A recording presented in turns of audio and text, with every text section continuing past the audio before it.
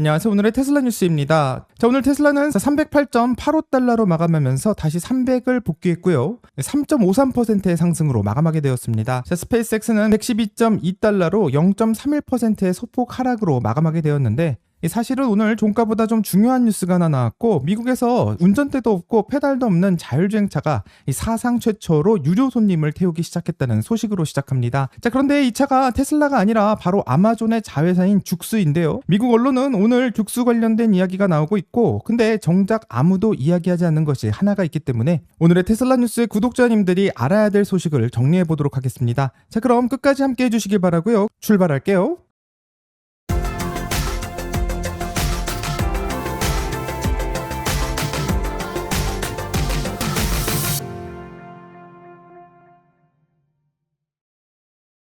오늘 시장 전체 분위기부터 한번 짧게 살펴보면요. 나스닥은 2.78%, S&P는 1.67%, 다우는 1.19%의 상승을 기록했는데, 마이크로소프트가 실적을 발표하면서 클라우드 사업부 애저 매출이 전년 대비 43%나 성장했고, 애저 연매출이 처음으로 1,000억 달러를 넘었다고 밝히고 있습니다. 마이크로소프트는 오늘 15.51%의 주가가 상승하면서 이 빅테크 실적 랠리에 지수 전체를 끌어올린 것으로 보입니다. 자, 애플과 아마존도 나란히 실적을 발표하면서 이 시장 예상치를 웃도는 매출과 이익을 냈는데, 특히 아마존은 클라우드 사업부인 AWS가 AI 투자에 힘입어서 성장세를 키운 게 눈에 띄고 있고, 또 빅테크 실적 시즌 전반이 예상보다 나쁘지 않다라는 안도감이 지수 전체를 밀어올리고 있는 배경이라 할 수 있습니다. 자, 이로 인해서 나스닥이 2.78%나 뛰면서 겉으로는 좀 평온한 하루처럼 보였지만, 사실 오늘 미국 도로위에서는 전혀 다른 긴장감이 흐르고 있기 때문에 지금부터 한번 살펴보겠습니다. 자, 미국 연방 도로교통안전국인 니자는 아마존 소유의 자율주행 스타트업인 죽수에게 아주 특별한 승인을 내주었다고 합니다. 자, 죽수가 만드는 로봇택시는 겉모습부터 일반 승용차와는 좀 다른 모습인데요. 이 운전석도 운전대도 페달도 없고 좌석 두 줄이 서로 마주보게 배치되어 있어서 이 차가 앞으로 또는 뒤로도 방향 전환 없이 그대로 달릴 수 있는 구조를 가지고 있습니다. 자, 회사도 이건 자동차가 아니다라는 슬로건을 내걸고 있을 정도로 좀 독특한 모습을 보여주고 있는데, 이런 구조 때문에 죽수는 그동안 연방 자동차 안전 기준인 FMVSS의 예외 승인 없이는 아예 도로에 나갈 수조차 없었습니다. 자, 그런데 오늘 니자가 앞유리 성해 제거 장치와 일반 자동차 제동 기준 등을 포함한 8개의 연방 안전 기준에 대해서 한시적인 예외 승인을 내주면서 죽수가 처음으로 승객에게 요금을 받고 또 승객을 태울 수 있게 되었는데요. 연간 2,500대의 한도와 2년간 허용되는 조건이지만 죽수에게는 큰 소식이라고 할 수 있습니다. 사실 죽수가 이렇게 처음부터 순탄했던 것은 아니고, 2023년 초 죽수는 본사가 있는 캘리포니아 인근 공공도로에서 자체 제작 차량을 처음 시험 운행하기 시작했고, 이후 라스베가스와 샌프란시스코로 그 시험 지역을 넓혀왔는데요. 이 승객을 태우더라도 요금은 받을 수가 없는 무료 시범 서비스만 가능했고, 그러다가 오늘 발표를 계기로 다음 달부터는 라스베가스에서 앱을 통해서 정식으로 유료 서비스를 시작할 계획이라고 합니다. 자, 캘리포니아 쪽은 주정부 차원의 별도 허가가 더 필요한 상황이기 때문에 좀 지연될 것 같은데요. 현재 죽수는 워싱턴 DC를 포함해 미국의 10개 도시에서 시범 운행을 하고 있는데, 이 DC는 최근 웨이모 로봇택시의 허용 여부를 놓고도 논쟁이 있었던 지역이기 때문에 자율주행에 대해서 어떻게 될지는 좀 기다려봐야 될 것 같습니다. 자, 오늘 소식이 나오자 미국 언론들은 온통 죽수 이야기로 헤드라인을 채웠고, 이 워싱턴 포스트와 로이터도 일면으로 다루고 있는데요. 운전대가 없는 차가 미국에서 유료 승차를 최초로 허가받았다라는 타이틀이 여기에 붙게 되었습니다. 하지만 자율주행은 웨이모도 하고 있지 않나 생각해 볼 수 있는데요. 웨이모는 기존의 제규어 전기차를 개조한 방식이기 때문에 이런 예외 승인 자체가 필요가 없었었고, 그러니까 실제로 규제 트랙에서 새로운 이정표를 세우고 있는 것은 죽수가 처음이라고 할 수 있습니다. 자, 한 가지 짚고 넘어가야 될 부분은 니자가 오늘 승인한 것은 죽수 차량이 완전히 안전하다고 말하는 것은 아니고요. 이 사람이 개입할 물리적 수단이 없어도 요구가 되는 8개의 안전 기준을 대체할 만한 수준으로 충족했다라고 판단했다라는 뜻으로 해석할 수 있습니다. 쉽게 설명하면 규제기관이 이 정도면 사람이 없어도 서비스를 할 만하다, 이 정도로 생각하고 이 도장을 찍어준 것이라고 생각할 수 있는데, 이 사고가 날지 안 날지는 앞으로 좀 지켜봐야 될 것 같습니다. 자, 이런 승인을 받고 있는 절차 자체를 업계에서는 흔히 파트 555의 신청이라고 부르는데요. 이 완성차 회사가 아직 모든 연방 기준을 충족하지 못하는 신기술 차량을 주로 시험 목적으로 제한된 대수만 판매할 수 있게 해주는 제도고, 죽수는 2020 2022년 9월 이미 상업 서비스를 목표로 한 예외 신청서를 처음 제출하기도 했었는데, 그러니까 오늘 나온 유료 허가는 그 신청서를 낸 지 무려 4년 만에 통과된 결과물이라는 것을 확인할 수 있습니다. 자, 여기까지 들으면 이런 절차가 왜 이렇게 4년이나 오래 걸리는 것인가 생각할 수 있는데, 간단히 말하면 사람이 타지 않는 운전석에 대한 안전기준 자체가 존재하지 않았기 때문이고, 이 규정을 새로 만들면서 승인을 해주는 방식이기 때문에 신청서를 아무리 잘 써도 시간이 걸릴 수밖에 없는 구조를 가지고 있습니다. 자, 그럼 이제 시선을 돌려서 테슬라의 로봇택시는 지금 어떤 상태냐고 궁금할 수 있는데요. 지금 오스틴과 베이에리어에서 운행 중인 테슬라의 로봇택시는 모델 Y를 기반으로 하고 있기 때문에 운전대와 페달이 그대로 남아있고, 이 조수석의 안전요원이 동승하기도 합니다. 자, 그러니까 오늘 죽수가 이 승인받은 것은 이 사람이 개입할 수단 자체가 아예 없는 차가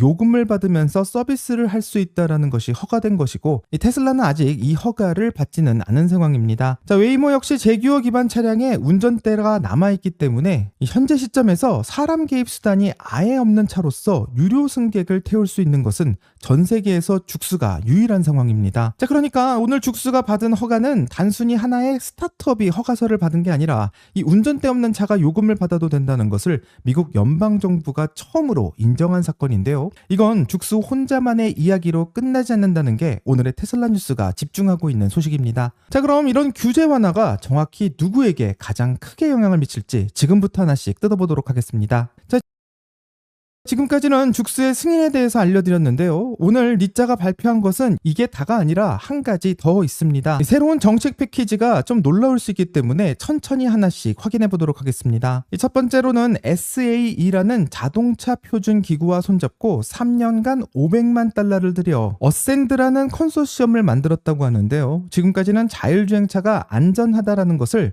이 회사마다 각자 알아서 증명해야 했지만, 이제 업계 공통의 자율주행차 성능 시험 기준을 만드는 것이고, 쉽게 말하면 운전면허 시험처럼 자율주행 차량도 표준화된 시험을 통과하게 된다면 인정을 해주는 그런 프로젝트를 시작합니다. 이 두 번째로는 잠정 최종 규칙이라는 게 나왔다고 하는데요. 원래는 정부의 예외 승인을 받은 그 순간부터 만든 차만 인정을 받을 수 있었지만, 자, 그런데 지금부터는 승인 이전에 이미 만들어 놓은 차량도 나중에 예외 승인을 받게 되면 소급으로 인정해 주겠다고 합니다. 자, 말이 좀 어려울 수 있지만 이 부분은 뒤에서 다시 한번 다룰 테니까 꼭 기억해 두시기 바랍니다. 세 번째는 2017년 이후 9년 만에 처음으로 AV 안전지침을 개정하는 절차가 시작되었는데요. 바로 응급 상황의 대응과 원격 지원, 사고 후 행동 같은 항목들에 대해서 일반 시민도 의견을 낼 수 있는 공식 창구가 새로 생기게 되었습니다. 자, 마지막 네 번째는 소량의 실험적 신기술 차량을 팔 때 꼭 밟아야 되는 예외적인 신청 절차, 한마디로 파트 555의 절차 자체를 간소화하겠다고 말합니다. 바로 이 절차를 죽수가 이번에 밟았던 것인데요. 자, 이런 사실들을 한 가지로 묶어놓으면 결론은 간단해질 수밖에 없고, 한마디로 지금까지 자율주행 개발사들은 사람이 운전하던 시절에서 만들어져 있던 규정에 이 자율주행차를 억지로 껴서 맞췄어야만 했지만, 이번에는 아예 그 룰을 새로 맞추겠다고 선언하고 있는 것과 가깝습니다. 자, 그러면 이제 한번 짚고 넘어가야 될 부분이 있는데요. 이 정책 패키지가 바로 오늘 또 하나의 큰 뉴스와 함께 터졌는데,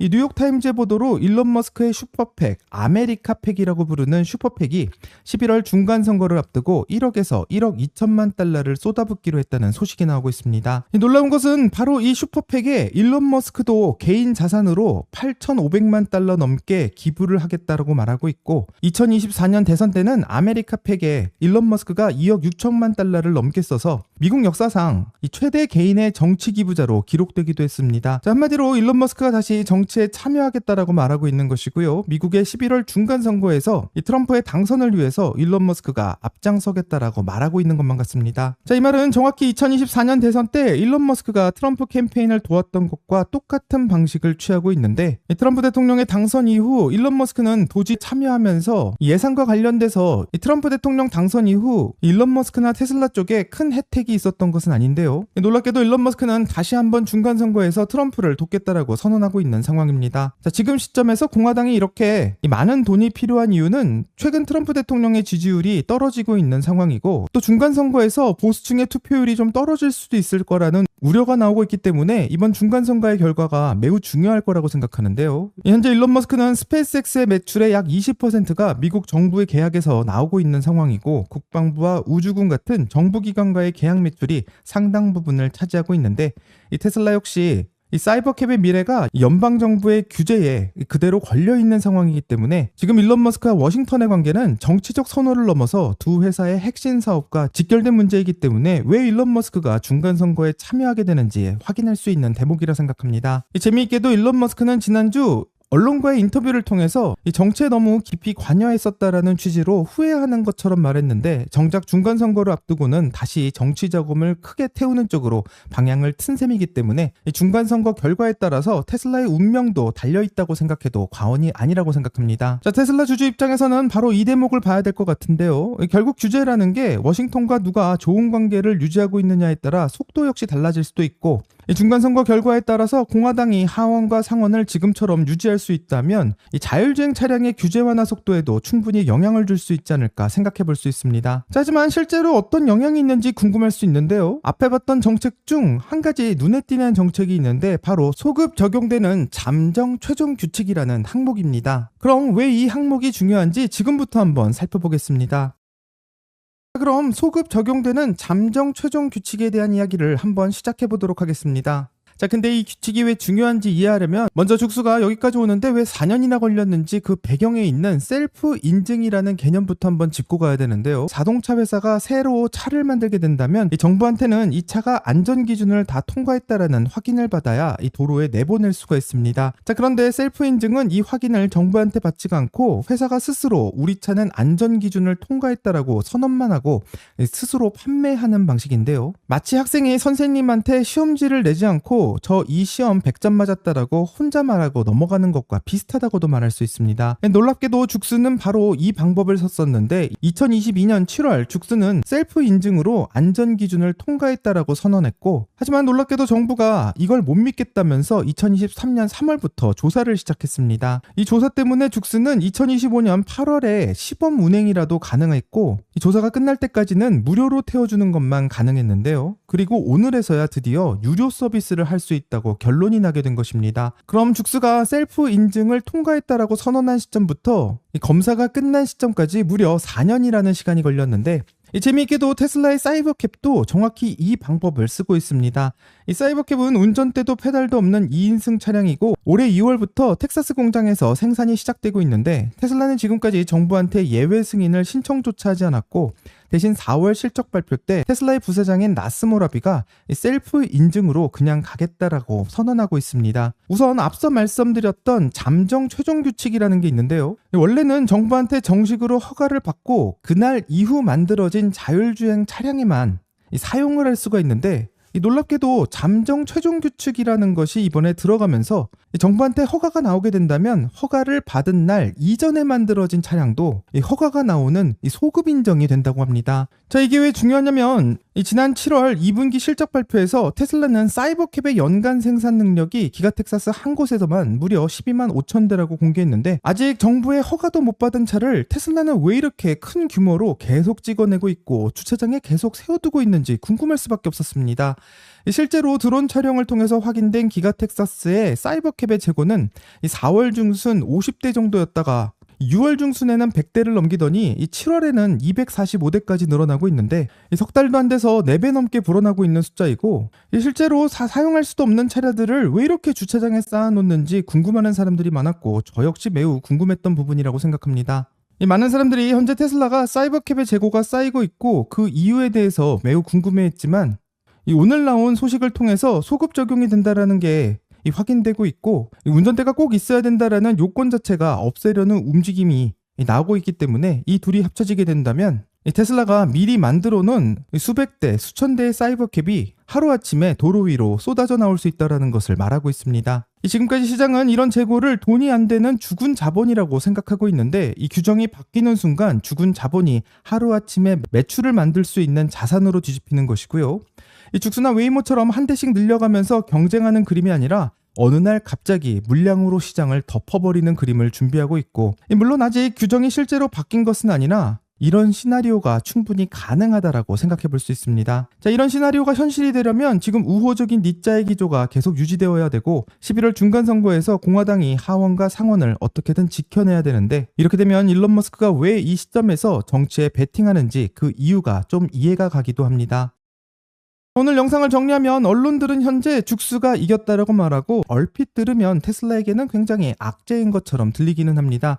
자, 하지만 진짜 봐야 될 것은 기가 텍사스에서 조용히 쌓여가고 있는 사이버캡의 재고들이고요. 앞으로 만들어낼 쓰나미가 기대가 되게 됩니다. 자, 오늘의 테슬라 뉴스의 구독자 여러분들은 일론 머스크가 다시 정치로 복귀하면서 이 중간선거에 베팅하고 있는 현 상황을 어떻게 보시는지 궁금하고요. 과연 테슬라의 사이버캡은 이 허가가 되면서 판도를 바꿀 수 있을 것이라고 생각하는지 댓글을 남겨주시면 같이 더 이야기를 나눠보도록 하겠습니다.